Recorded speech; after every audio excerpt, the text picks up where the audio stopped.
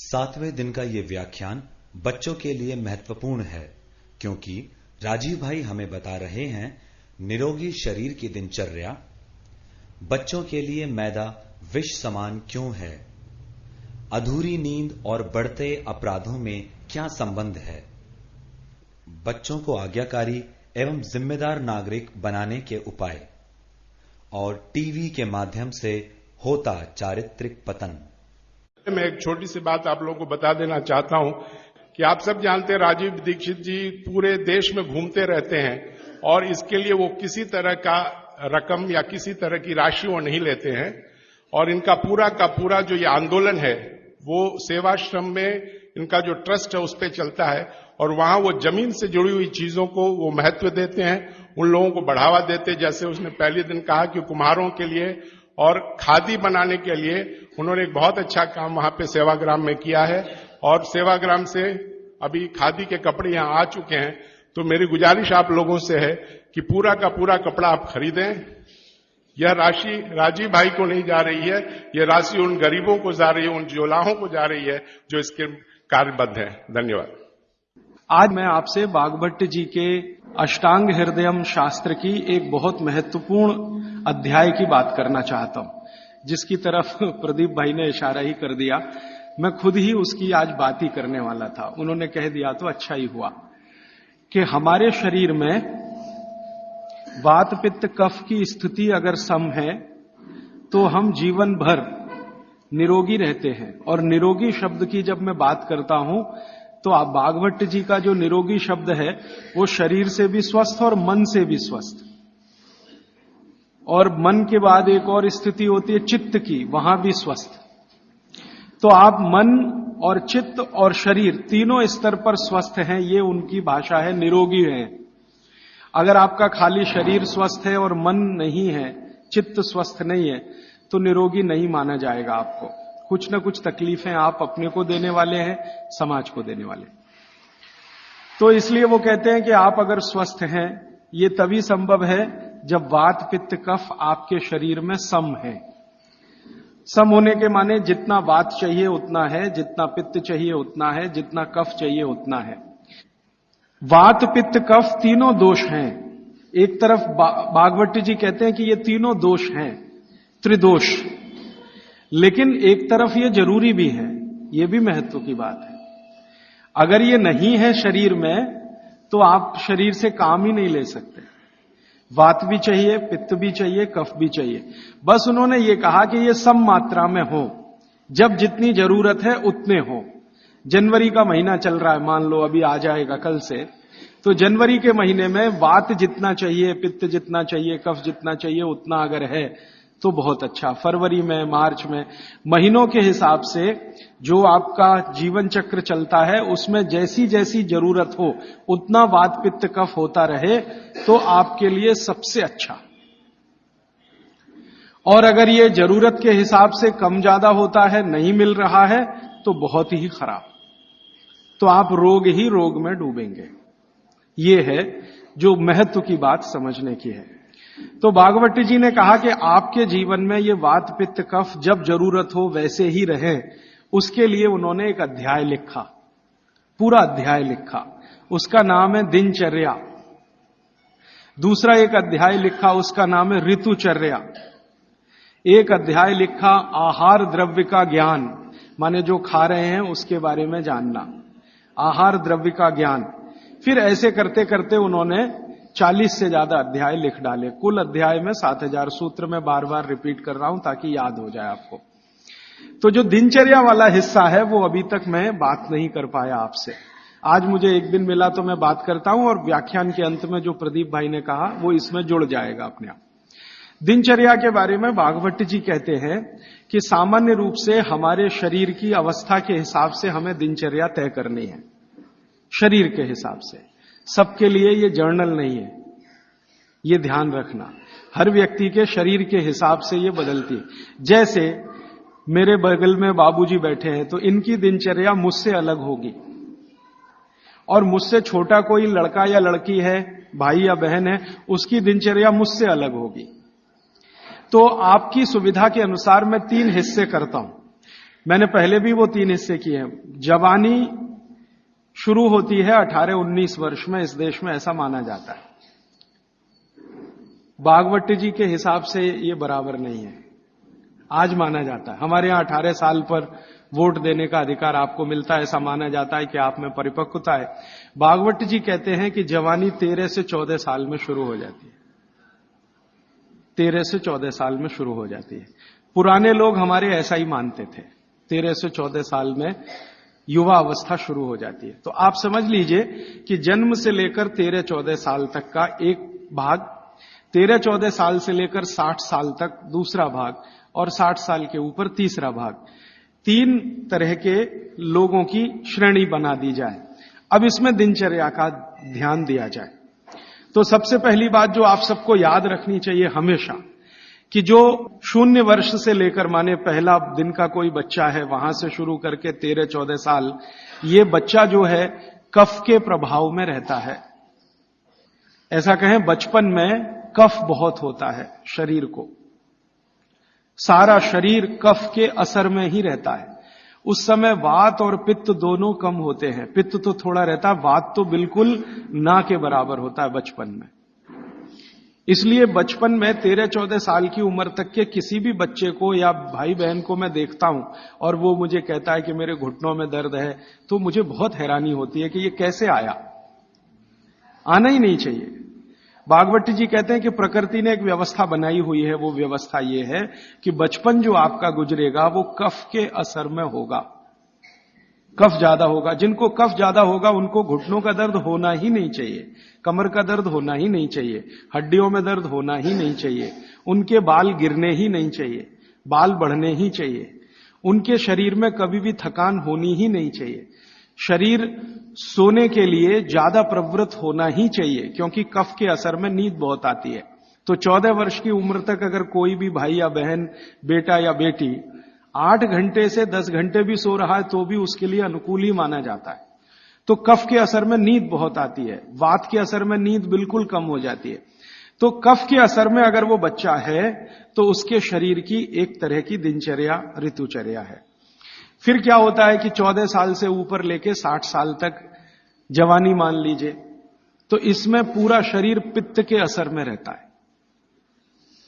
14 साल से लेकर 60 साल तक पित्त का असर होगा, तो शरीर को पित्त का असर होगा ही ये इतने दिनों में। तो इनके लिए एक तरह की ऋतुचर्या, दिनचर्या। और तीसरा है 60 के ऊपर की जब उम्र हो जाती है तो वात के प्रभाव में आ जाता है पूरा शरीर। तो 60 के ऊपर उम्र जिनकी हो गई, अब वो मुझे ये कहें कि राजीव भाई घुटने दुख रहे हैं, तो समझ में आता, ठीक है भाई, स्वाभाविक है आपके लिए, हड्डियां कमजोर हो रही हैं, बिल्कुल स्वाभाविक है। ये उतना ही स्वाभाविक है जैसे आपके जीवन में बहुत सारी दूसरी चीजें स्वाभाविक होती है। तो 60 के बाद जब तक आप जीवित हैं वात के प्रभाव में है, 60 से पहले 14 वर्ष तक जब तक आपकी उम्र है आप पित्त के प्रभाव में है, और 14 वर्ष से कम आपकी उम्र है तो आप कफ के प्रभाव में हैं। तो मैं कफ से शुरू करता हूं। कफ से शुरू करें कि कफ प्रधान जो बच्चे हैं 14 साल तक, उनकी दिनचर्या कैसी होनी चाहिए। उनके लिए भागवत जी कहते हैं कि ये जो कफ के प्रभाव में बच्चे हैं, ये आज से मैं आपसे माफी मांगते हुए कह रहा हूं, कफ के प्रभाव के बच्चों को जितनी चाहें उतनी नींद लेने दीजिए। आप उनको टोका टाकी मत करिए। अक्सर मैंने देखा है मां बाप की जो टोका टाकी बच्चों के लिए, अरे इतनी देर सोता है, वो सोएगा ही क्योंकि कफ के असर में है। तो आप जबरदस्ती उसको मार के पीट के उठाएंगे, चल पढ़ने को बैठ, होमवर्क कर, टीचर ने इतना दे दिया। अरे वो होमवर्क करके करेगा क्या? अगर वो अपने कफ के असर में है वैसी उसकी दिनचर्या रखिए। तो भागवत जी कहते हैं कि जो कफ के असर में है उसको 10 घंटे तक की नींद स्वीकृत है, माने 10 घंटे तक वो 24 घंटे में सो सकता है। अब ये नींद वो 2 हिस्से में लेता है तो बहुत अच्छा, एक ही हिस्से में ले तो भी चलेगा, लेकिन ज्यादा बेहतर है कि 2 हिस्से में ले। माने रात को 8 घंटे तक सो जाए, 9 घंटे तक सो जाए, दोपहर को 1 घंटे जरूर सो जाए। लेकिन आप अगर कहेंगे कि कफ के असर में जो बच्चे हैं उनमें भी 3 कैटेगरी बनती है, 14 से 8 एक कैटेगरी, 14 साल से 8 साल। 8 साल से 4 साल एक कैटेगरी, और फिर 4 से 1 साल की कैटेगरी। तो 1 से 4 साल वाली कैटेगरी में भागवत जी कहते हैं कम से कम 16 घंटे की नींद, और 4 से 8 साल की कैटेगरी में वो कहते हैं कि कम से कम 12 से 14 घंटे की नींद, और बाद में वो कहते हैं जो 14 साल 8 से 14 तो वो कहते हैं कम से कम 8 से 9 घंटे की नींद। तो छोटे बच्चे अगर आपके घर में हैं जिनकी उम्र 14 साल से कम है, आप उनको सोने से मत रोकिए, क्योंकि कफ का असर है, और कफ का प्रभाव जब ज्यादा होता है ना तो होता क्या है वो समझ लीजिए। कफ आप जानते हैं चिकना पदार्थ है, स्निग्ध पदार्थ है। कफ का मतलब है आपको खांसी आए और जो बलगम निकल जाए, जो बलगम है ना वो ही कफ है, ऐसा समझ लीजिए। वो स्निग्ध है, चिकना है और बहुत भारी है। ये गुरु है, गुरु माने भारी, हैवी है, बहुत हैवी है, इससे ज्यादा हैवी कोई चीज नहीं। तो स्निग्ध है, चिकना है, भारी है, गुरु है, और जो भारी चीज होती है वो शरीर के ब्लड प्रेशर को हमेशा बढ़ाती है, हमेशा बढ़ाती है। हर भारी चीज, हैवी चीज आप कहते हैं ना, कहते हैं कई बार चिकित्सक हल्का खाओ जी, ज्यादा भारी चीज मत खाओ।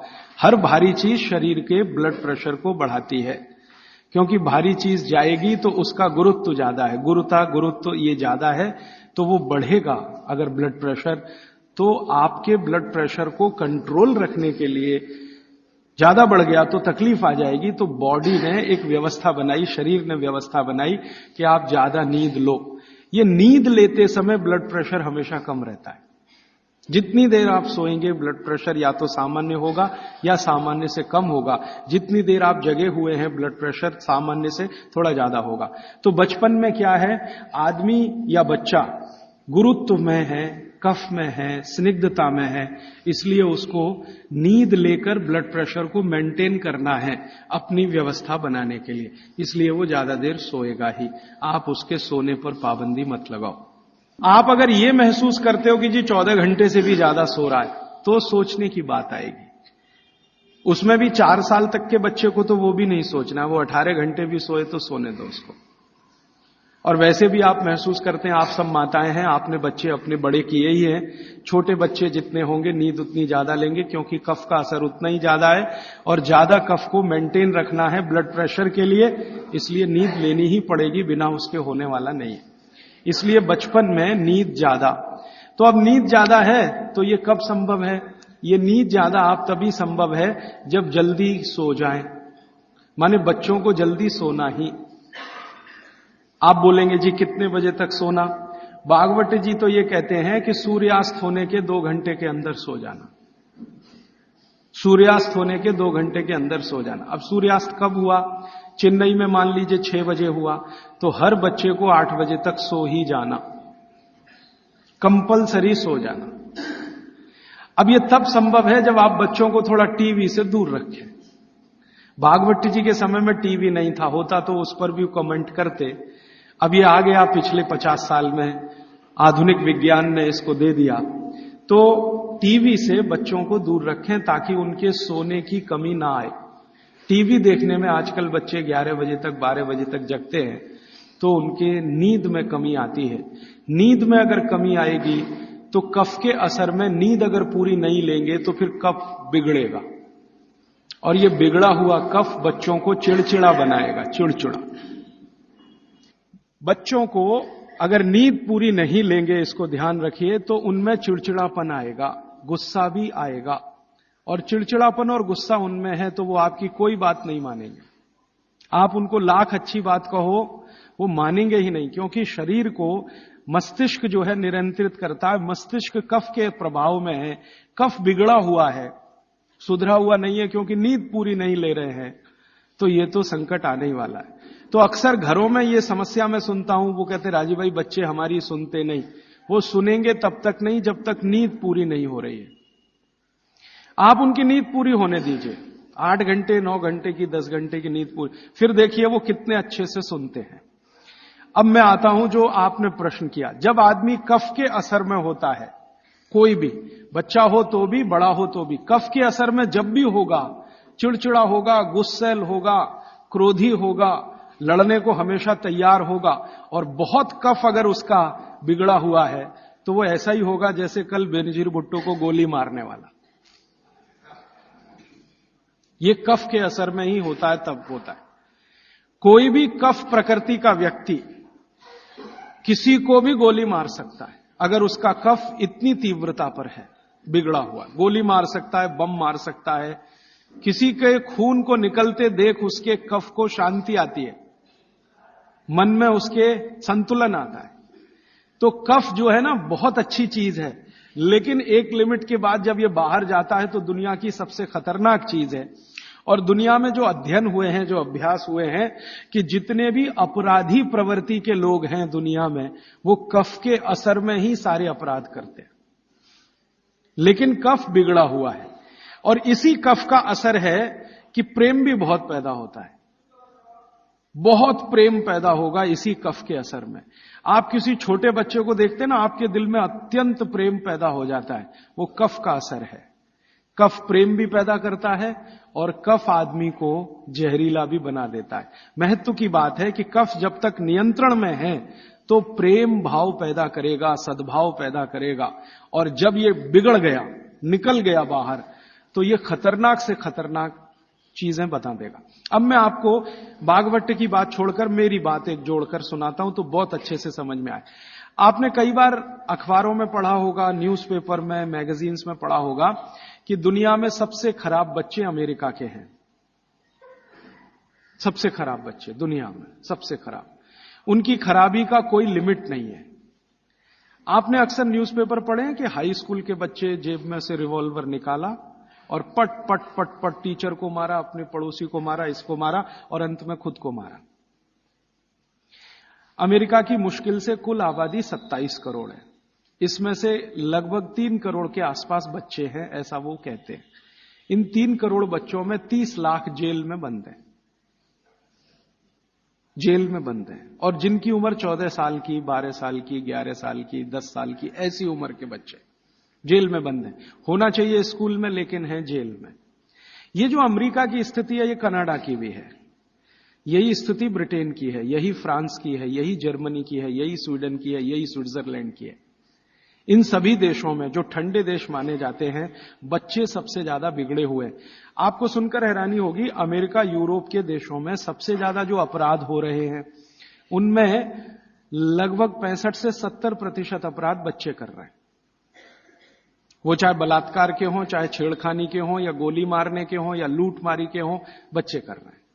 बच्चे जिनको हम 14 साल तक की उम्र का मानते हैं, वो कर रहे हैं। परिणाम क्या है?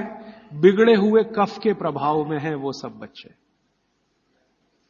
बिगड़े हुए कफ के प्रभाव में जो भी रहेगा, हिंसा ही करेगा, अहिंसक हो नहीं सकता। कफ जैसे ही बिगड़ता है तो हर तरह के नेगेटिव विचार और बुरे विचार शरीर में आएंगे। अब वो शरीर की एक स्वाभाविक क्रिया है। इसको रोकना है तो क्या करें? इसको रोकना है तो कफ कम करो, बिगड़ने मत दो। और कफ बिगड़े नहीं तो बागवट जी कहते हैं इसकी सबसे अच्छी अचूक दवा है भरपूर नींद लेना।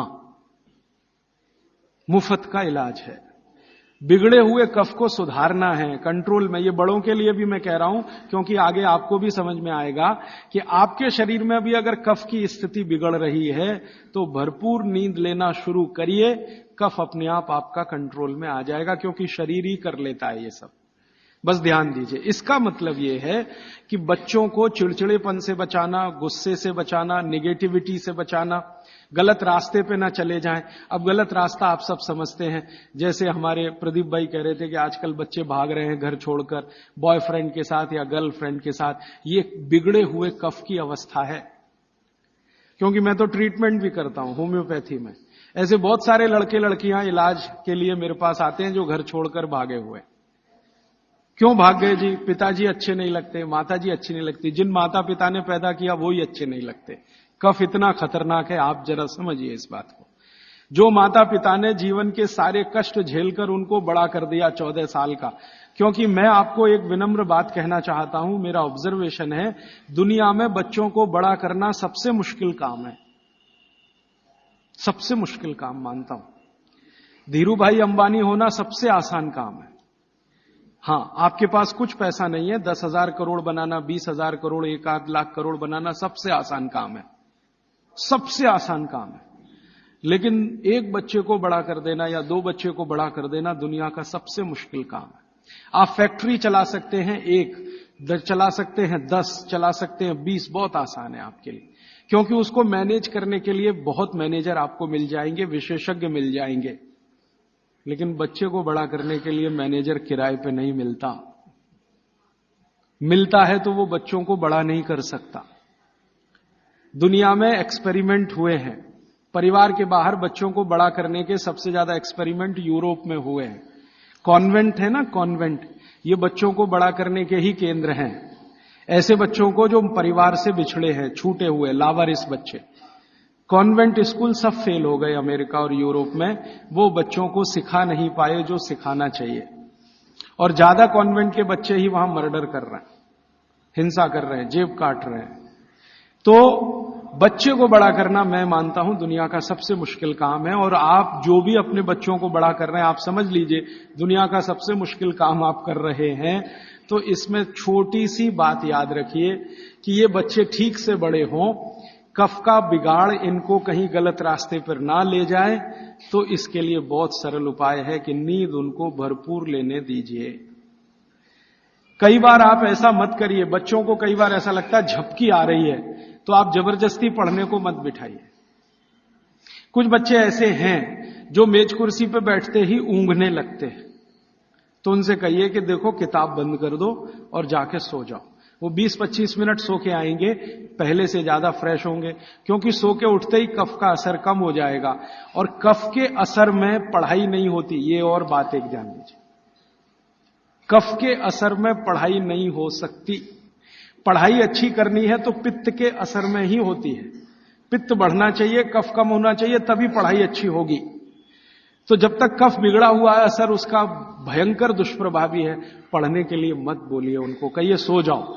कफ बिगड़ा हुआ हो तो सबसे अच्छा उपाय है कहो सो जाओ। तो 20 मिनट सोएंगे, आधा घंटे, 1 घंटे या 2 घंटे सो जाएं, फिर कहो अब उठने दो, अपने आप से उठने दो। अब अपने आप से जब उठे तब उनका कफ पूरी तरह से शांत होगा, फिर जो भी पढ़ेंगे मगज में बैठेगा, दिमाग में बैठे। और एक छोटी सी बात, आप सवेरे सवेरे स्कूल जाने के लिए जो मार मार के उठाते हैं अपने बच्चों को, आप बहुत बड़ा अत्याचार कर रहे हो, बहुत बड़ा अत्याचार कर रहे हो। कारण क्या है वो समझ लीजिए। वो ये, मैं ये कह रहा हूं कि आप करें जरूरी नहीं है, लेकिन समझ जरूर लीजिए, ताकि आपको करते समय ध्यान में रहे कि मैं ठीक कर रहा हूं या गलत।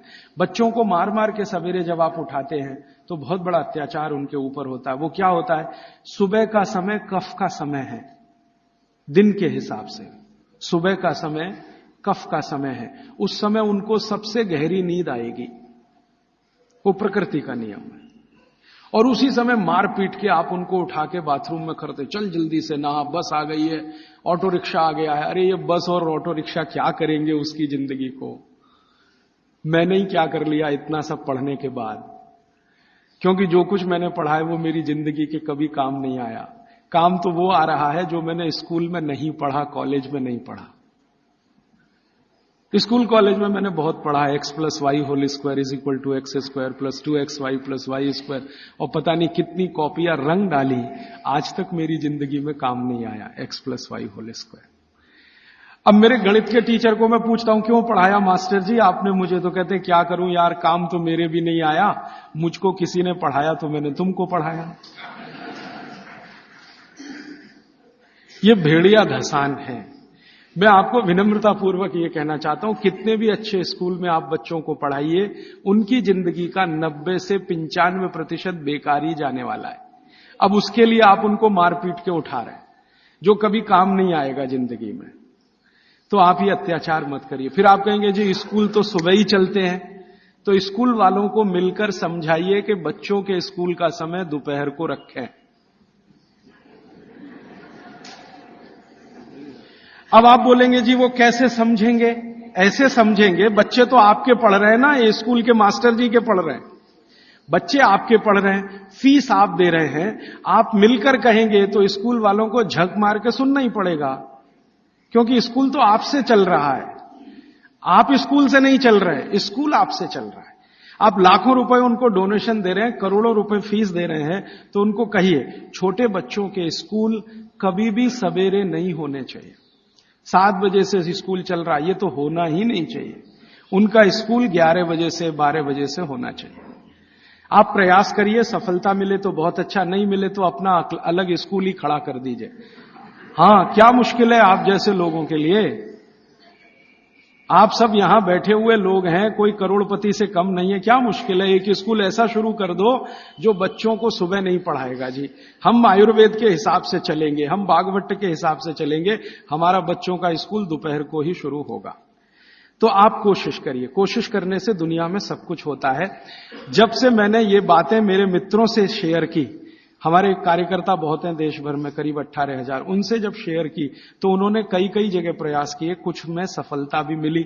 स्कूल वाले मान गए, समझ गए, बागवट के सूत्र उनको समझाए तो वो मान गए। हाँ, बच्चों को, क्योंकि स्कूल में पढ़ाने वाली भी टीचर है या टीचर है, उसके भी अपने बच्चे हैं, वो भी देख रही है, महसूस कर रही है कि सुबह तो सोने का ही उनका मन करता है, तो सुबह तो सोने के लिए ही है उनके लिए, क्योंकि सुबह कफ का असर होता है और बच्चे तो कफ के ही प्रभाव में हैं, तो डबल असर होगा। इसलिए सुबह उनको नींद अच्छी आएगी। सुबह नींद अच्छी आएगी तो उनको झकझोर के जगाइए मत। अब सुबह की नींद उनकी ठीक से आए, इसके लिए वो रात को जल्दी सोएं, तो 8 बजे तक सोने के लिए नियम डाल दीजिए।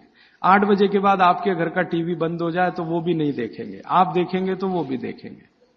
बच्चे तो जो आप करते हैं वैसे ही सीख लेते हैं।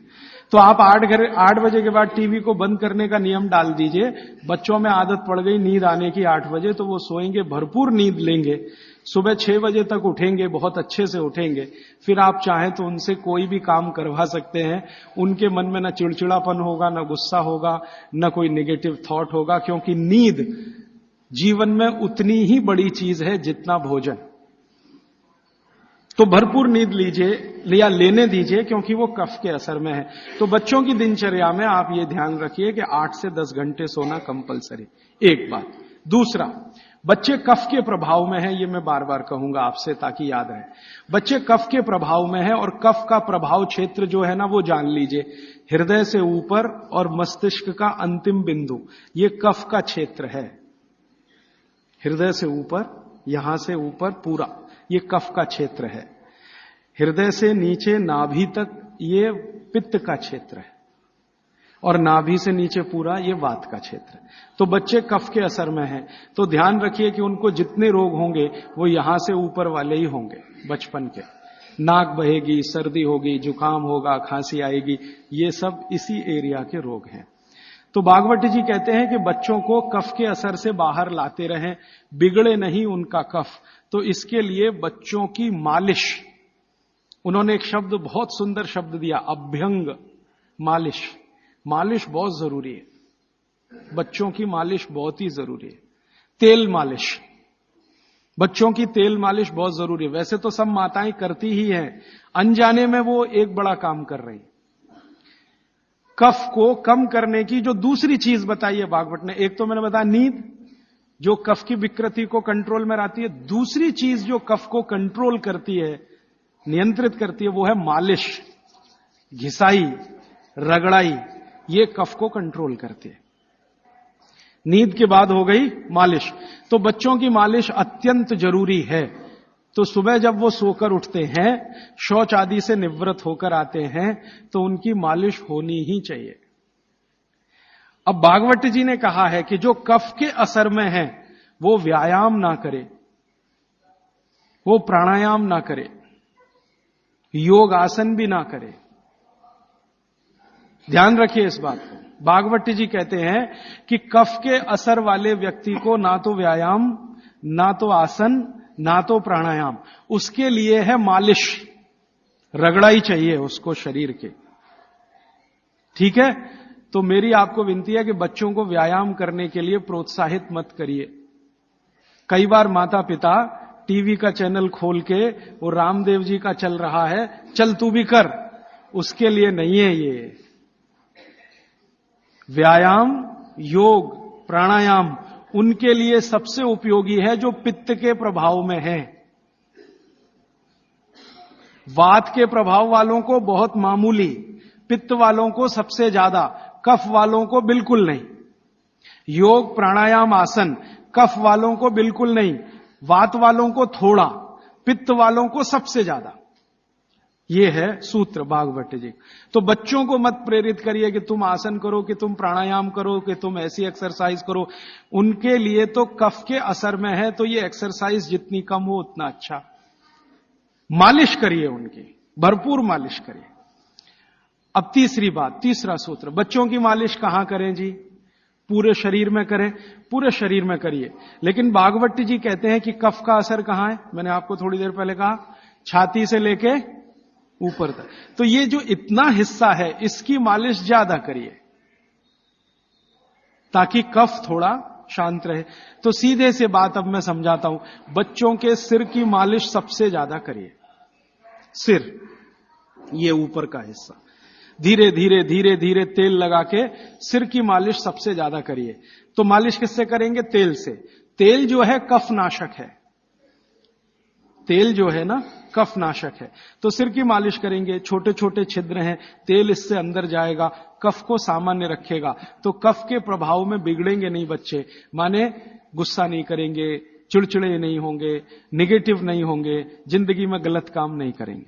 तो बच्चों के सिर की मालिश बहुत जरूरी है, सिर की मालिश। दूसरा वो कहते हैं कि कफ का जो दूसरा बड़ा स्थान है, एक तो सिर हुआ, दूसरे है कान। ये कान है ना, ये कफ के स्थान है। तो बच्चों के कान की मालिश रोज होनी चाहिए, जरूर होनी चाहिए। कान की मालिश कैसे करें? बस तेल लगाइए, हाथ में ऐसे ऐसे घुमाइए, फिर उल्टा घुमा दीजिए, फिर ऐसे घुमा दीजिए, और थोड़ा तेल कान में डाल के रखिए उनको, क्योंकि कफ का स्थान है कान। तेल डालते ही कफ शांत होगा। तो हमारी पुराने जमाने की जो माताएं हैं वो रोज बच्चों को कान में तेल डालती थी, वो अनजाने में बहुत बड़ा वैज्ञानिक काम करती थी। देखा ना पुराने जमाने की माताओं को। आज के जमाने की माताएं तो कहती चिपचिपा है तेल, तेल चिपचिपा है तभी तेल है, नहीं तो उसमें कुछ है ही नहीं। तो पुराने जमाने की माताएं बच्चों को बराबर कान में तेल डाल के रखती थी। तो बच्चों के कान में नियमित रूप से तेल डालिए। फिर आप बोलेंगे जी कौन सा तेल? तो इसमें भागवत जी सूत्र दे रहे हैं कि आप जहां रह रहे हैं उसके हिसाब का तेल। आप चेन्नई में रह रहे हैं, चेन्नई भारत के गर्म इलाकों में है, गर्म इलाकों में ठंडा तेल अच्छा, तो सबसे ठंडा तेल नारियल का तेल है। तो चेन्नई में रहने वालों को नारियल के तेल की मालिश, नारियल का तेल ही खाना। अब आप बिहार में जाएंगे और मैं वहां कर आकर आपको कहूंगा तो कहूंगा जी आप नारियल का तेल बिल्कुल मत खाओ, मालिश भी मत करो। मैं कहूंगा सरसों का तेल खाओ, उसी से मालिश करो। और जो आप और उधर चले गए हरियाणा पंजाब की तरफ, तो मैं ही आकर आपसे कहूंगा जी आप ये छोड़ो, आप तो जैतून का तेल इस्तेमाल करो या तिल का तेल इस्तेमाल, एरिया के हिसाब से। तो मैं आपके हिसाब से बात कर रहा हूं कि आप नारियल के तेल की मालिश भी कर सकते हैं, उसको भोजन में भी उपयोग कर सकते हैं। बच्चों की नियमित मालिश सिर की, कान की होती रहनी चाहिए। और तीसरी चीज, आंखें। आंखें जो है ना कफ का ही केंद्र है।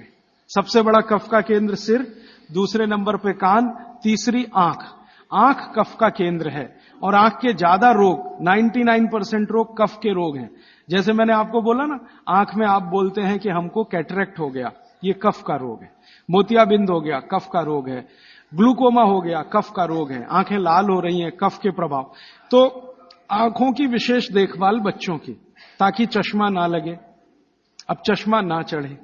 अब आंखों में क्या करें जी? कफ को कंट्रोल करने, तेल नहीं डाल सकते आंखों में, क्योंकि तेल और आंखों का मेल नहीं है। आंखों में हमेशा एक फ्लूइड रहता है, तेल में डालें माने तेल उस फ्लूइड में गया तो गड़बड़ करता है। तो आंखों के लिए घी ठीक है, देशी गाय का घी। तो बच्चों को नियमित रूप से देशी गाय का घी आंखों में लगा सकते हैं तो बहुत अच्छा है। देशी गाय का घी ये कफ को शांत करता है। लेकिन आप देशी गाय के घी को उपलब्ध नहीं कर पाते किसी कारण से, तो फिर भागवत जी कह रहे हैं कि कफ को शमन करने वाली एक और चीज है, वो है काजल। काजल माने कार्बन। कार्बन कफ को शांत करने में सबसे बड़ी भूमिका निभाता है। तो बच्चों को नियमित रूप से आंखों में काजल होना ही चाहिए। भागवत जी ने बहुत सुंदर शब्द इस्तेमाल किया है, सौवीर अंजन, उसको कहें काजल, सौवीर अंजन, बहुत सुंदर शब्द है। और भागवत जी इतने दयालु और कृपालु हैं कि उसकी पूरी विधि भी लिख के गए कि बच्चों के लिए जो सौवी रंजन बनाना है वो कैसे बनेगा। उसमें इस्तेमाल होता है गाय का दूध और दारू हल्दी। दारू हल्दी देखा, जारू हल्दी, एक हल्दी और एक दारू हल्दी। तो दारू हल्दी, गाय का दूध, गाय का घी, ऐसी 5-7 वस्तुओं से बनता है। पूरी विधि किताब में है, मैं ज्यादा समय खराब नहीं करना चाहता। तो बच्चों को नियमित रूप से आंख में काजल, क्योंकि कफ को शांत करे, कान में तेल, सिर पर तेल की मालिश, ठीक है, ये 3 चीजें उनके लिए बहुत आवश्यक है। फिर आगे चलें तो खान पान उनका, कफ के प्रभाव में जो भी बच्चे हैं उनके खान पान में भागवत जी कहते हैं दूध सबसे आवश्यक। दूध, बिना दूध के बच्चों का जीवन नहीं, दूध तो उनके लिए सबसे आवश्यक। दूसरी कोई चीज उनके लिए आवश्यक है, वो है मक्खन। मक्खन, लोनी कहते हैं, मक्खन कहते हैं, लोनी। और फिर तीसरी चीज है घी, उसके बाद तेल, और उसके बाद जो भी आप साधारण चीजें खा रहे हैं। गुड़ बच्चों को बहुत ही आवश्यक है, क्योंकि कफ को संतुलित रखने में जो जो चीजें मदद कर रही हैं, घी है देशी गाय का, दूध है, दही है, मट्ठा है, मक्खन है, गुड़ है, ये सब कफ को संतुलित रखने वाली चीजें। तो ये बच्चों के भोजन में नियमित। अब गुड़ जो है ना, कई फॉर्म में खा सकते हैं बच्चे। सीधे गुड़ खा सकते हैं, गुड़ की पट्टी खा सकते हैं, चिक्की जिसको आप कहते हैं, तिल में हो तो बहुत अच्छा, मूंगफली में है तो भी चलेगा, नहीं तो चने में खा सकते हैं। तो बच्चों के डेली डाइट में ये चीजें रहनी चाहिए। गुड़ रहना चाहिए, तिल रहना चाहिए, मूंगफली रहनी चाहिए। ये सब चीजें जिनको आप महसूस करते हैं ना भारी हैं, ये कफ को संतुलित रखने में मदद करते हैं। तो भारी चीजें बच्चों को नियमित रूप से दीजिए। एक ही चीज का निषेध है, एक ही चीज का निषेध बताया भागवत जी ने, पतला आटा। अब पतला आटा उन्होंने कहा है, पतला आटा माने बारीक आटा। इसको मैं थोड़ा आज के हिसाब से कहूं, क्योंकि आज वो चीज है भागवत के जमाने में नहीं थी। मैदा, मैदा ही निषिद्ध है बच्चों को, बस मैदे की चीज नहीं। अब मैदे की चीज नहीं क्यों? क्योंकि ये कफ को बिगाड़ने वाली चीज है मैदा। बाकी चीजें कफ को संतुलित रखती हैं, मैदे की चीजें कफ को बिगाड़ेंगी। तो बच्चों को मैदे की मठरी मत दें। अब आप बोलेंगे जी मठरी मांगे तो आटे की बना के दें, मैदे की ना दें। अब मैदे का बना हुआ समोसा ना दें, तो समोसा मांगेंगे तो आटे का समोसा दें। मैदे की कचौरी ना दें, कचौरी मांगेंगे तो आटे की दें। मैदा छोड़कर बाकी चीजों के बारे में भागवत जी कहते हैं कि बच्चे आसानी से प्रभाव कफ में उसको भी पाचन कर सकते हैं। अब मालिश हो गई, भोजन हुआ, फिर नहाने के लिए कहा है। तो मालिश पहले, स्नान बाद में। हमेशा स्नान के बाद मालिश करने को मना किया है, स्नान बाद में, मालिश पहले। तो अच्छे से मालिश करिए। आप बोलेंगे जी कितनी देर मालिश करें? तो इसके लिए बहुत सुंदर बात उन्होंने कही है। बच्चों की मालिश करते समय जब उनकी बगल में पसीना आ जाए तो मालिश रोक दें।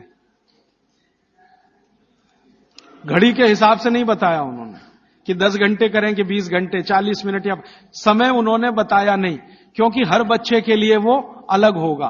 तो उन्होंने इतनी सुंदर ऑब्जर्वेशन दिया कि जब आप मालिश कर रहे हैं, बच्चे की बगल में पसीना आ गया तो मालिश बंद करें, बगल में पसीना आते ही।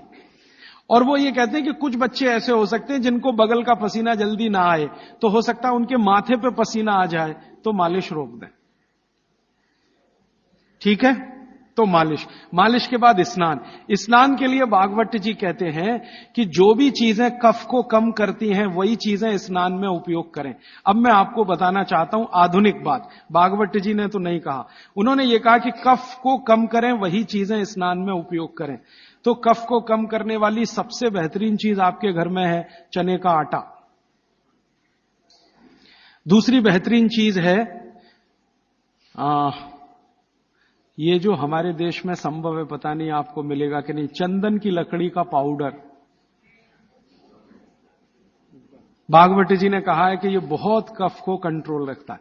तो चंदन की लकड़ी का पाउडर माने चंदन पाउडर, चने का आटा, और मोटा आटा कोई भी, गेहूं का हो, चने का हो, दाल का हो, मोटा आटा।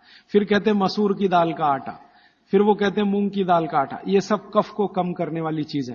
तो कहते हैं बच्चों का स्नान इन्हीं से कराएं ताकि कफ कम रहे। मतलब सी बात है, साबुन ना लगाएं, क्योंकि ये जो साबुन है ना ये केमिकल है। केमिकल माने सोडियम हाइड्रोक्साइड, सोडियम हाइड्रोक्साइड माने कास्टिक सोडा। ये कास्टिक सोडा तो कफ को भड़काने वाली चीज है, इसलिए बच्चों को साबुन गलती से भी ना लगाएं। उनको चने के आटे से नहलाएं, मुल्तानी मिट्टी से नहलाएं, चंदन पाउडर से नहलाएं, क्योंकि कफ को कम करने वाली ये सब चीजें हैं। इन चीजों से ही स्नान कराएं। उपटन बना के रखें घर में, उपटन से स्नान कराएं। बच्चों को साबुन गलती से भी नहीं। और साबुन जो गलती से आप लगा रहे हैं और आंख में गया तो सर्वनाश कर सकता है आंख का, क्योंकि आंख कफ के प्रभाव में है और साबुन बहुत तीखा होता है, वो पित्त और वात के प्रभाव की चीजें हैं। तो दुश्मन मिल गए दो एक साथ, साबुन और आंखों का जल, तो तकलीफ करेगा। वैसे भी बच्चे बहुत रोते हैं साबुन आंख में लगे, तो आजकल टीवी में एक विज्ञापन आने लगा, बिना आंसू निकालने वाला साबुन दुनिया में हो ही नहीं सकता। ये मूर्ख बनाने के तरीके हैं आपको। कोई भी साबुन आंसू ना निकाले, ये हो ही नहीं सकता, क्योंकि साबुन है ही पित्त और वात का और आंखें हैं कफ की। लगेगा तो आंखों से आंसू निकलेंगे ही। हां, एक ही समय में हो सकता है कि साबुन में कास्टिक सोडा सबसे कम हो, ग्लिसरीन और तेल सबसे ज्यादा हो। तो ग्लिसरीन और तेल अगर सबसे ज्यादा है तो उपटन में ही तेल मिला के नहला देना, साबुन क्यों खरीद के ला रहे हैं? 35 रुपए का आता है Johnson and Johnson baby soap, 350 रुपए किलो। 35 रुपए का 100 ग्राम, 350 रुपए किलो। काजू से महंगा है, काजू 200 रुपए किलो, साबुन 350 रुपए किलो। बादाम से महंगा है, बादाम 300 रुपए किलो, साबुन 350 रुपए किलो। और नहा के जाएगा कहां? पानी में ही जाएगा ना। 350 रुपए किलो की चीज पानी में बाहर है। उससे अच्छा काजू खिला दें उनको, बादाम खिला दें। तो नहाने के लिए उपटन जो बहुत सस्ता पड़ता है, और क्वालिटी उसकी कैसे चेक करें कि कफ को नाश करता है, कफ को शमित रखता है, कफ को शांत रखता है, इसलिए उपटन का स्नान बच्चों को जरूरी। आगे बढ़ें। बच्चों का स्नान होने के बाद उनके खान पान का मैंने बता दिया। ऐसी चीजें उनको नियमित खिलानी है जो कफ को कम करती है। मैंने 3-4 चीजों के नाम लिए। दूध है, दही है, मट्ठा है, हर मोटा अनाज माने बाजरी है, जवारी है, ये सब कफ को शांत रखने वाली चीजें हैं। गाय का घी है ना, मक्खन और घी, मक्खन ज्यादा अच्छा है बच्चों को बनिस्बत घी के, क्योंकि मक्खन कफ को शांत रखने में मदद करता है। तो मक्खन ज्यादा से ज्यादा उनके भोजन में रहे, और बाकी सब चीजें दाल चावल जो भी आप खाते हैं अच्छा। फिर उसके बाद शाम के समय 3-4 बजे के आसपास क्या होता है, उनका पित्त थोड़ा बढ़ेगा। 12 से 4 के बीच में पित्त बढ़ता है। 12 बजे तक कफ के असर में है, 12 से 4 के बीच में पित्त बढ़ेगा। तो उस समय ऐसी चीजें खिलाएं जो घी की बनी हुई हैं, घी की बनी हुई चीज। और रात को ये बच्चे थोड़ा वात के असर में आते हैं। कफ तो सबसे ज्यादा है, लेकिन रात को वात के, तो वात को कम करने वाली चीजें रात को उनको दें। और वो मैं पहले दिन भी काफी बता चुका हूं। तो ये हो गया बच्चों की दिनचर्या। 7 बजे सोने के लिए का माहौल बनाने के लिए तैयारी करें। 7 बजे तक माहौल बने सोने का तो 8 बजे सोएंगे। और माहौल बनाने में सबसे बड़ी मदद करेगा टीवी का स्विच ऑफ। मेरी तो आपको विनती है कि घर के छोटे बच्चे हैं ना, तब तक केबल कनेक्शन ना लें। छोटे बच्चे जब थोड़े समझदार हो गए हैं तो चलो चलेगा, क्योंकि समझदार होने से मतलब उनको मालूम होना चाहिए कि कहां स्विच ऑफ करना है, तो उस समय थोड़ा चल जाएगा। लेकिन बच्चे जब तक छोटे हैं, साल भर के, 1.5 साल के, 2 साल के, 2.5 साल के, तब तक तो केबल कनेक्शन ऑफ रखें, या केबल कनेक्शन है तो टीवी ऑफ रखें, चले नहीं उनके सामने। नहीं तो वो चालू हो जाएंगे, पोगो देखेंगे, पोगो। हां, कार्टून फिल्म देखेंगे। क्यों देखेंगे जान लीजिए। कफ के असर में जो बच्चा होता है, इसको समझाना चाहता हूं मैं, कफ के असर में जब बच्चा होता है तो उसकी कल्पनाशीलता सबसे ऊंची होगी। मैंने थोड़ी देर पहले कहा ना, ये कफ है जो सम में रहे तो व्यक्ति को बहुत कल्पनाशील बनाएगा। इतना कल्पनाशील और वैज्ञानिक बनाएगा, सोच नहीं सकते। बिगड़ेगा तो सबसे बड़ा अपराधी भी बनाएगा उसको। तो बच्चों की कल्पनाशीलता बहुत होती है, क्योंकि वो कफ के असर में है। इसलिए हर ऐसी चीज जो उन्हें सोचने में मदद करती है उनको अच्छी लगती है।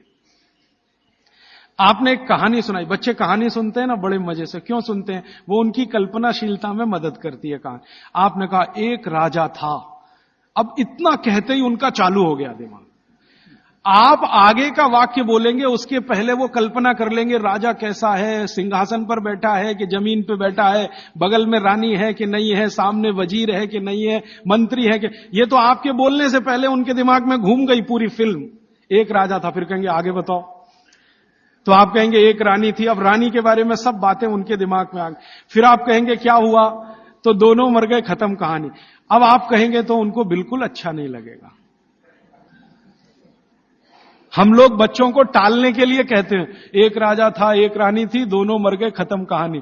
उनको बिल्कुल अच्छा नहीं लगेगा, क्योंकि जिस समय कल्पना उनकी चलना शुरू हुई, आपने कहानी खत्म कर दी। अब आप टालना चाहते हैं उनको, और वो कल्पना करना चाहते हैं उस समय। तो आप कहानी को जितना लंबा खींचें उतना अच्छा। मेरा कहना यह है आपको, कहानी को लंबा खींचते जाएं, भले एकता कपूर के सीरियल की तरह से खींचें उसको। इतनी इलास्टिसिटी है एकता कपूर के सीरियल में कि सालों साल हो गए, खत्म ही नहीं होते। सास भी मर गई, बहू भी मर गई, एक जनरेशन चली गई, दूसरी आ गई, सीरियल खत्म। ये बच्चों को चाहिए, आप उनकी कल्पनाशीलता को बढ़ाने में मदद करें। माने कहानी जो वो सुन रहे हैं उसको छोटी ना करें, सुनते सुनते सो जाएं तो बहुत अच्छा। और मेरी आपको विनती है कि चुन चुनकर कहानियां सुनाएं उनको। अब आज के जमाने में कैसे बच्चे आपको चाहिए, जैसे चाहिए वैसी कहानी सुनाइए। भगवान महावीर जैसे बच्चे चाहिए तो सुनाइए उनकी कहानी, रोज सुनाइए, सुनेंगे, बड़े प्रेम से सुनेंगे, लेकिन कल्पनाशीलता के साथ। आप अगर उनको चाहते हैं कि राणा प्रताप जैसे हों तो सुनाइए उनकी कहानी, लक्ष्मीबाई जैसे हों तो सुनाइए उनकी कहानी, क्योंकि बच्चों की कल्पनाशीलता आपसे ज्यादा बड़ी है, ये जान लीजिए। ये अलग बात है कि उनके पास शब्दों का भंडार कम है, शब्दकोश कम है, लेकिन सोचने में वो आपसे आगे हैं। तो शब्द आप दे दीजिए, कल्पनाशीलता उनके पास है, बैठकर वो अपना चित्र बना ही लेंगे। और जिन बच्चों को जितनी लंबी कहानियां आप सुनाएंगे वो उतने ही क्रिएटिव होने वाले, उतने ही क्रिएटिव होंगे। अच्छा वैज्ञानिक बनाना है बच्चों को तो कल्पनाशीलता ऊंची चाहिए। तो अच्छे वैज्ञानिक बनाना है अगर किसी भी बच्चे को तो कल्पनाशीलता ऊंची, तो कहानी उतनी लंबी। अच्छा मैथमेटिशियन बनाना है, कल्पना शक्ति अच्छी चाहिए तो कहानी लंबी। माने लंबी कहानियां सुनाने की आप अपनी आदत डालें तो बच्चों में आएगी। वो कहानी सुनने में इतने मगन होते हैं, फिर उनको टीवी की जरूरत नहीं है, ना पोगो की जरूरत है, ना कार्टून नेटवर्क की कुछ जरूरत नहीं है। आप अगर सुना रहे हैं उनको कहानी जिसमें उनकी कल्पनाशीलता रम रही है तो वो बहुत जरूरी है। और फिर मेरी एक छोटी सी आखिरी बात, क्योंकि दूसरी बात के लिए समय कम पड़ रहा है, कि जब बच्चे आपसे कोई सवाल करें तो जान लीजिए वो अपनी कल्पनाशीलता को बढ़ाना चाहते हैं, तब सवाल कर रहे हैं। तो उनके सवाल का जवाब ईमानदारी से दें।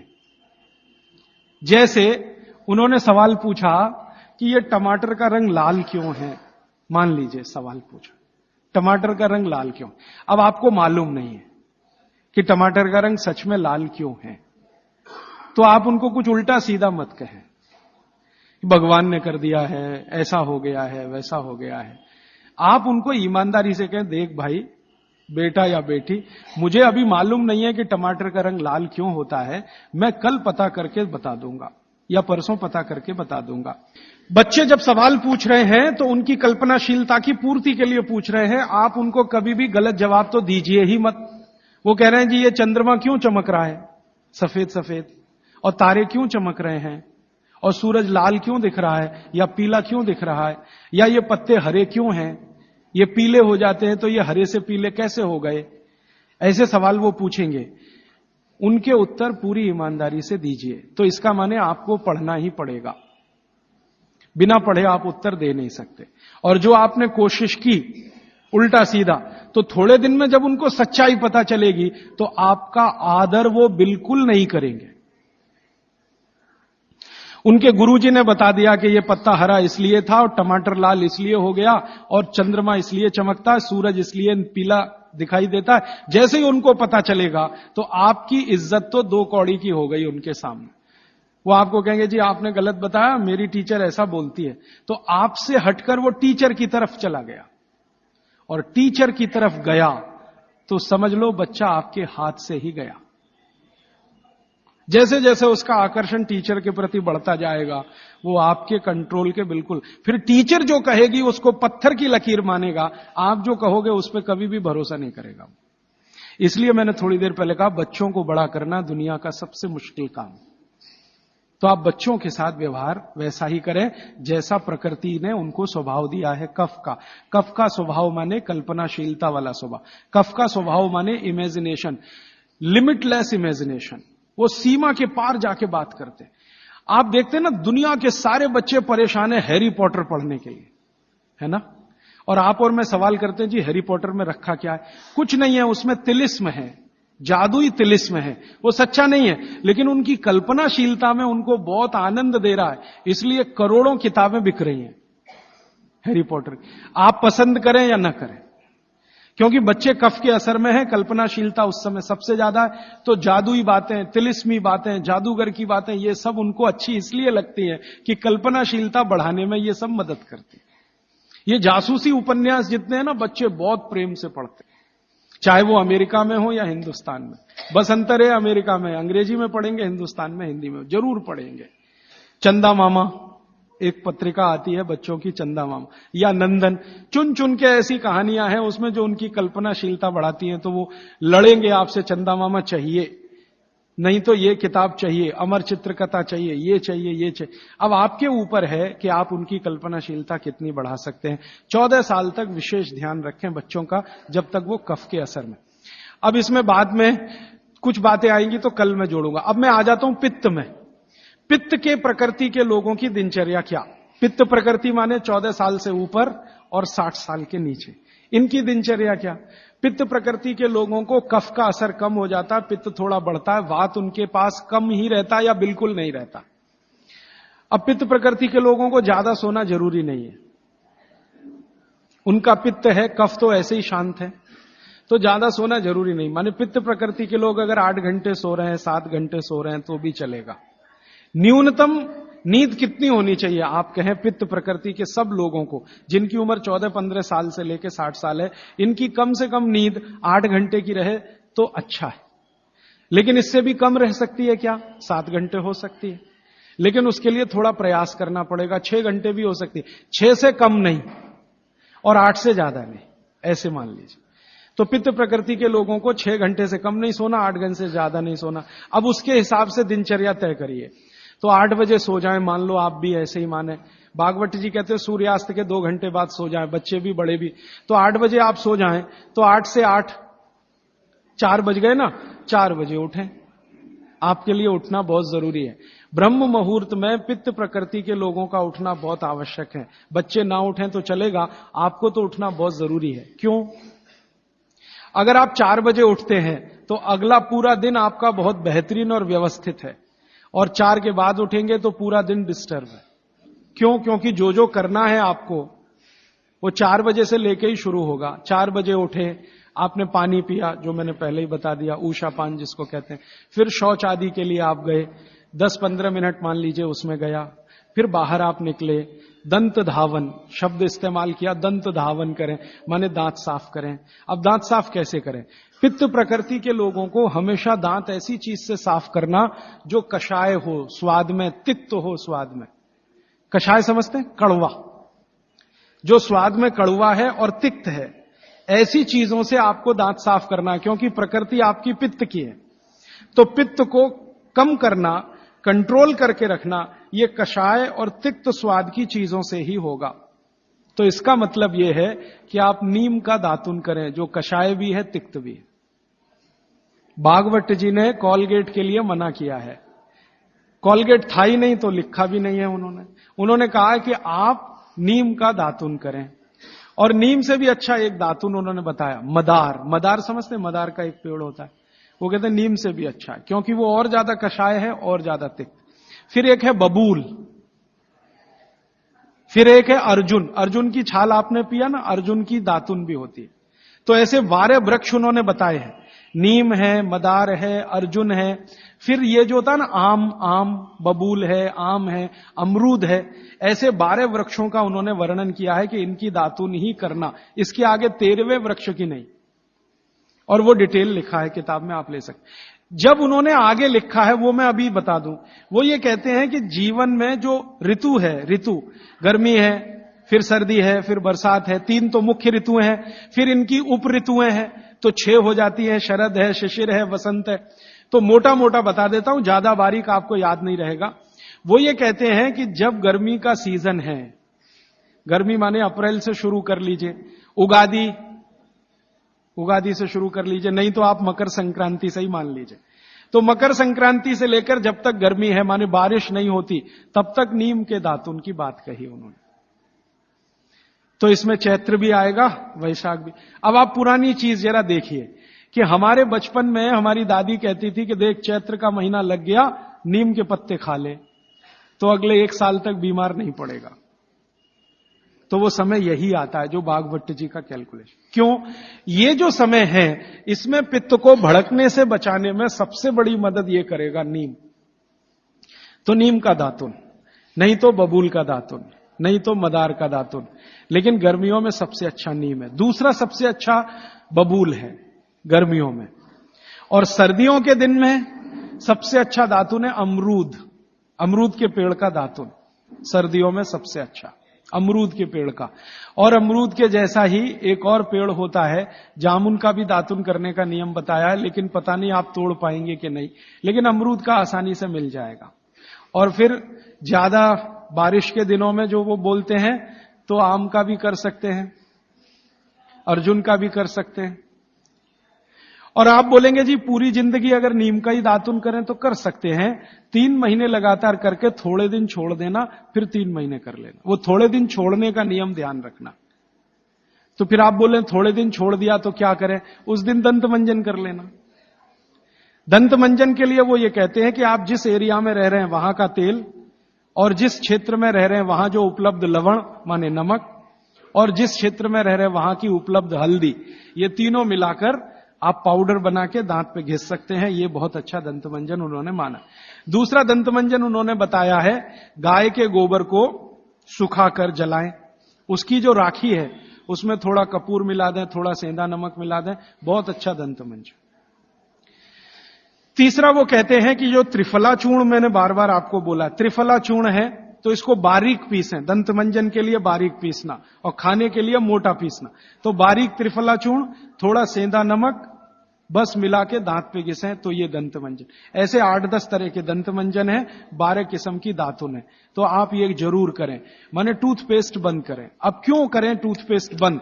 बागभट्ट जी और आधुनिक विज्ञान को जरा जोड़ता हूं। आप पित्त के असर में हैं, जान लीजिए। सुबह सोकर उठेंगे तो मुंह में पित्त ही भरा हुआ है, लार जिसको आप कह रहे हैं। अब ये असर ज्यादा है तो इसको कंट्रोल रखना है आपको, तो इसलिए कहा ये दातुन अच्छी है। लेकिन अगर आप ब्रश कर रहे हैं, पेस्ट कर रहे हैं, तो क्या है उसमें? चीनी है, चीनी है ना, शुगर है। अब वो सैकरीन के रूप में है या किसी भी रूप में शुगर है, और शुगर और पित्त का झगड़ा है। तो सुबह उठते ही अगर आप पेस्ट कर रहे हैं जो मीठा है तो सर्वनाश है। मीठा ब्रश माने मीठा पेस्ट पित्त में मिलाएं तो पित्त को तो बिल्कुल खराब करेगा ही, और मुंह को भी खराब करेगा। क्योंकि सुबह का मुंह आपका मीठे के असर में आया, मीठे के असर में, तो 101% चांसेस हैं कि आपके दांत खराब होना जल्दी शुरू हो। और मेरा ऑब्जर्वेशन है कि जो ज्यादा पेस्ट कर रहे हैं उन्हीं के दांतों में कीड़े सबसे ज्यादा लग रहे हैं। कीड़े लगना माने दांत खराब होना। आप बंद करिए, ये अच्छा नहीं। विज्ञान के हिसाब से बहुत खराब, और धर्म के हिसाब से तो और भी खराब है। मैं कई बार यहां बोल के गया हूं, सभी कॉलगेट, क्लोजअप, पेप्सोडेंट जैसे टूथपेस्ट मरे हुए जानवरों की हड्डियों से बन रहे हैं।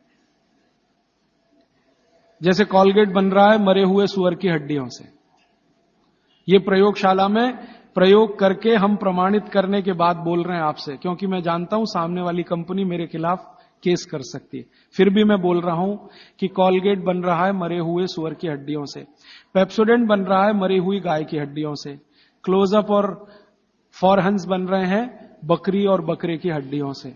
और अगर आप शाकाहारी हैं, चुस्त जैन हैं और सवेरे सवेरे हड्डियों को घिस रहे हैं, तो कहां धर्म पालन हो रहा है? और आप तो जैन हैं तो इतना जान लीजिए कि प्रत्यक्ष हिंसा का जितना पाप है ना, परोक्ष हिंसा का पाप भी उतना ही है। तो किसी कंपनी ने आपके लिए बनाया टूथपेस्ट, माने उसने मारा जानवरों को, उसमें से निकालने के लिए हड्डियां आपके लिए बनाया, तो पाप आपके ऊपर उतना ही है जितना उस मारने वाले के ऊपर है। तो कसाई का पाप अपने सिर पे क्यों लेना? तो क्यों ये कॉलगेट क्लोजअप बंद कर दीजिए, दातुन पे आइए, नहीं तो दंत मंजन। आप कहेंगे चेन्नई में दातुन नहीं मिलता तो दंत मंजन बताया उन्होंने, वो आप बना लीजिए, तरीका मैंने बता दिया।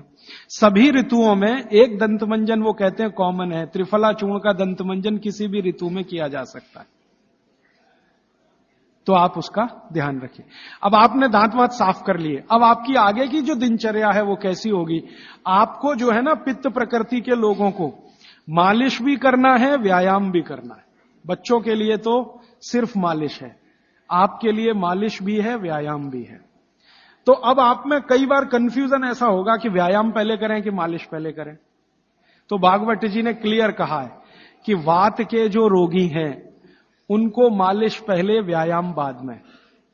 और पित्त के जो रोगी हैं, रोगी से मतलब आप पित्त के असर में हैं, तो व्यायाम पहले, मालिश बाद में।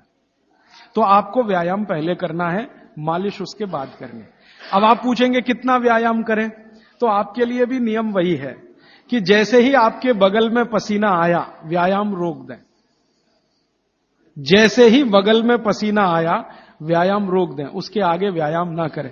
पसीना आया, व्यायाम रोक दें। वो 10 मिनट में आए तो, 20 मिनट में आए तो, 25 मिनट में आए तो, 40 मिनट में आए तो, 1 घंटे में आए तो, आपके शरीर के हिसाब से ध्यान रखिए। इससे ज्यादा व्यायाम करने की कोशिश ना करें। अब वो कहते हैं सबसे अच्छा व्यायाम क्या, सबसे अच्छा, तो आप कहेंगे जी दौड़ना। तो भारत के हिसाब से ये सबसे अच्छा नहीं है। भारत के हिसाब से ये दौड़ना बिल्कुल अच्छा नहीं है, क्योंकि दौड़ते समय वात बहुत प्रबल होता है, और भारत वात प्रकृति का देश है। देशों की प्रकृति होती है वात प्रकृति, क्योंकि गर्मी है, ज्यादा इलाके में गर्मी है, वात प्रकृति का देश है, रुक्ष देश है। चेन्नई जैसे 2-4-10 बड़े शहरों को छोड़ दो जो समुद्र के किनारे हैं, बाकी देश रुक्ष है। रुक्ष माने सूखी हवा चलती है, तो रुक्ष है तो वात ही होगा।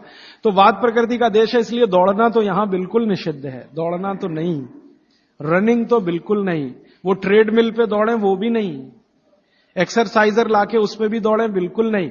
वो कहते हैं कि ऐसे व्यायाम जो स्लो हैं, जिनमें वायु ना बढ़े, तो सबसे अच्छा उन्होंने बताया सूर्य नमस्कार आपके लिए।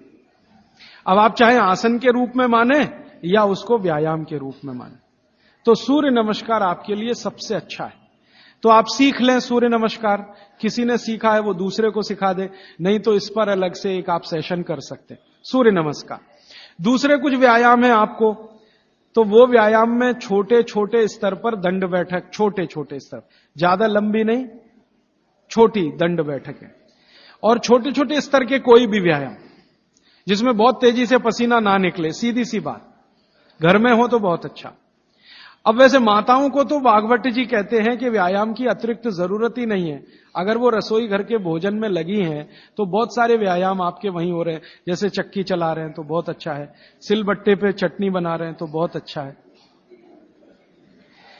आप कहेंगे हम करते नहीं है, मैं प्रेरणा दे रहा हूं, करने लगे आप। मिक्सी का उपयोग कम करें, सिलबट्टे का ज्यादा करें, चक्की का उपयोग ज्यादा करें, मिक्सी का उपयोग कम करें, बाजार में जो इलेक्ट्रिक चक्की है उसका उपयोग कम करें। वो मैं पहले भी बोल चुका था, अभी भी बोल रहा हूं कि आप चक्की को चला के आटा पीसेंगे, उसकी क्वालिटी बहुत बेहतरीन होने ही वाली है, क्योंकि इसमें घर्षण कम है। और घर्षण कम है ना, तो अनाज धीरे धीरे पिसेगा, और अनाज धीरे पिसेगा तो टेम्परेचर नहीं बढ़ेगा। और वात वाले देश में टेम्परेचर बढ़ना नहीं किसी भी चीज का। और आप इलेक्ट्रिक चक्की में पिसवाएंगे ना, बहुत तेज घर्षण है, तो अनाज में नाश हो जाएगा, पौष्टिकता कम होने ही वाली है। तो हाथ की चक्की का खा के देख लीजिए एक रोटी, और ये बिजली वाली चक्की का खा के देख लीजिए एक रोटी, एक ही मिनट में अंतर पता चल जाए। तो अगर आप करें तो अच्छा है। फिर आप कहेंगे जी चक्की मिलती नहीं। मैंने चेन्नई में देखा 2 लोगों को जो चक्की बना के देंगे, आप अगर उनको ऑर्डर दें तो। पत्थर वाले लोग यहां हैं, मैं 6 दिन से यहां घूम रहा हूं, सड़क पे दिखाई दिए, तो सिलबट्टा तो है उनके पास, चक्की नहीं है। क्यों नहीं है? वो कहते हैं कोई लेता नहीं तो क्या बनाए, आप लेंगे तो बनाएंगे। 2-4 बना हुआ है तो वो भी। और आपको कहीं ना मिले तो जरूर मुझे करें फोन, तो हम कुछ ट्रक भर भरा के राजस्थान से, गुजरात से भिजवाएंगे आपके पास। ट्रक भर के ही भेजेंगे तभी सस्ती पड़ेगी, 1-2 आएगी तो मुश्किल हो जाएगी। और आप अगर राजस्थान जाते हैं या गुजरात जाते हैं तो एक आध चक्की तो साथ में भी ला सकते हैं ना। AC 3 टायर में आप 60 किलो तक वजन ला सकते हैं, AC 2 में 100 किलो तक ला सकते हैं, और स्लीपर क्लास में 40 किलो तो ला ही सकते हैं कंफर्म टिकट पे। तो चक्की तो 20 किलो से ज्यादा होती ही नहीं है। तो आप भी जाएं कभी राजस्थान गुजरात तो 2 चक्की एक आदमी ला सकता है। तो आप लाएंगे चक्कियां तो क्या होने वाला है, वो जो बनाने वाले कारीगर बैठे हैं पत्थर वाले, उनका कुछ रोजगार तो बढ़े, कुछ रोजी रोटी चले, जो अभी धीरे धीरे बंद हो रही है। और उनकी रोजी रोटी अगर आपने चलाई, तो मैंने आपको सबसे पहले दिन एक बात बताई थी कि आप जिंदगी के अपने सब दुख दूर करिए, दैहिक दैविक भौतिक, और दूसरों के दुख दूर करने में मदद करिए तो मोक्ष मिलेगा। तो आपने चक्की बनाने वाले का भौतिक दुख तो दूर किया, चक्की खरीदी तो पैसा तो मिला, गरीबी कम हुई, रोजगार बढ़ा, तो भौतिक दुख भी अगर आपने कम किया तो मोक्ष की तरफ जा। तो चक्की है, सिलबट्टा है, कोशिश करें तो व्यायाम की अतिरिक्त जरूरत नहीं। और अगर नहीं कर पा रहे हैं तो थोड़ा हल्का फुल्का व्यायाम आप जरूर करें। और बहनों को, माताओं को जो सबसे अच्छा व्यायाम है, भागवत जी कहते हैं फॉरवर्ड बेंडिंग। फॉरवर्ड बेंडिंग माने आगे झुकना। तो जितनी बार आप आगे झुकें, ध्यान रखें कमर से झुकें हमेशा, तो जिंदगी में कभी भी दर्द नहीं आएगा कमर का। आगे कमर को छोड़कर कहीं से भी झुकेंगे तो तकलीफ है। कोशिश करें कमर से झुकें, जितना झुक पाते हैं वहीं तक झुकें, जरूरत नहीं है कि नीचे तक झुकें। हो सकता है कमर से झुकें तो आपके हाथ घुटने तक ही आए, वहीं तक रहने दीजिए। सहज होकर करिए, असहज होकर मत करिए। तो थोड़ा व्यायाम, 15-20 मिनट में पसीना आ जाएगा, उतना काफी। फिर उसके बाद मालिश। आपको भी मालिश जरूरी है, क्योंकि आपको भी कफ का असर ना बढ़े और आपका विकृत ना हो। तो आपको भी बच्चों की तरह यह बात ध्यान रखनी है कि सिर की मालिश ज्यादा, कान की भी मालिश ज्यादा, और बाकी शरीर की तो करनी है। और शरीर में सबसे ज्यादा मालिश तलवे की, पांव की। मालिश के बाद स्नान, स्नान उसी तरह से उबटन आदि से, और फिर भोजन, भोजन के बाद विश्राम 20 मिनट, फिर आपका काम, फिर रात्रि का माने शाम को 6-7 बजे का भोजन। इस तरह का नियम है पित्त वालों का। और वात वालों के लिए क्या है, जिनकी उम्र 60 के ऊपर है, उनके लिए भागवत जी कहते हैं व्यायाम निषेध। जैसे बच्चों को निषेध, वैसे उनको निषेध। उनके लिए मालिश बहुत जरूरी, जैसे बच्चों की वैसे वात वालों की। माने बुजुर्ग लोगों को मालिश बहुत जरूरी है, व्यायाम से भी ज्यादा। और मालिश करते समय ध्यान रखना है सिर, तलवे, 2 चीजें, और कान भी। तो मालिश आप करें, व्यायाम करें तो बहुत ही हल्का फुल्का करें। लेकिन यह नियम भागवत जी ने नहीं बताया कि आप व्यायाम तब तक करें जब तक बगल में पसीना ना आए, क्योंकि एक उम्र के बाद पसीना बहुत कम हो जाता है। तो हो सकता है 1 घंटे तक भी ना आए और आप करते रहे। ये पित्त और कफ वालों के लिए है, सिर्फ वात वालों के लिए। तो वात वाले तो जीवन में जितने आराम से रह सकें। वैसे तो वात वालों के लिए भागवत जी कहते हैं कि उनको तो एक ही काम है, वो है दिशा निर्देश। बुजुर्गों का एक ही काम है कि घर में बैठे हैं और दिशा निर्देश दे रहे हैं, ऐसा मत करो, ऐसा करो, ऐसा मत करो, क्योंकि उन्होंने जीवन का सारा अनुभव ले लिया और वो अनुभव को मिलाकर आपको दिशा निर्देश कर रहे हैं। बाकी अपना पूजा पाठ, भक्ति वगैरह ज्यादा, क्योंकि इसमें मूवमेंट। भागवत जी बोलते हैं कि वात के लोगों को मूवमेंट सबसे कम होने चाहिए। तो ज्यादा भाग दौड़ नहीं, ज्यादा इधर उधर नहीं, आराम से सहजता से जितना होता है अपने शरीर को बचाते हुए उतना। तो मैंने कोशिश की कि आपको 1-1.25 घंटे में तीनों प्रकृति के लोगों की दिनचर्या बता सकूं। अब 30 तारीख को मैं थोड़ा कंक्लूड करूंगा तो कुछ बातें इसमें आ जाएंगी। अभी मेरा आपको विनम्र निवेदन है कि आप चाहें तो प्रश्न पूछें, लेकिन निवेदन दूसरा है कि जब तक प्रश्न का सत्र चले 10-15 मिनट कोई ना उठे, क्योंकि हो सकता है कि किसी ने जो प्रश्न पूछा वो आपके लिए भी बहुत काम का हो। मेरे पास एक स्लिप आ गई है लिख के, जरा इसको मैं बता दूं।